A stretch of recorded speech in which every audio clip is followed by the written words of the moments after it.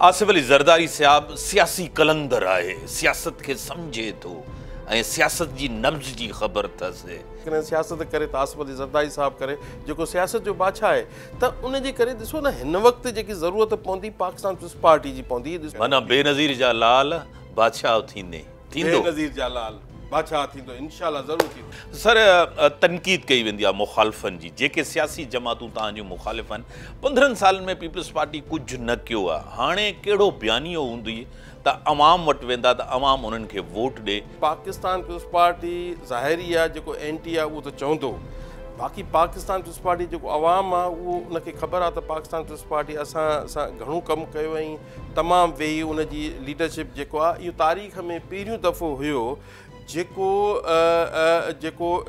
हेॾो वॾो जेको सैलाब में हर मिनिस्टर जी हर पंहिंजे डिस्ट्रिक्ट में ड्यूटी लॻल हुई।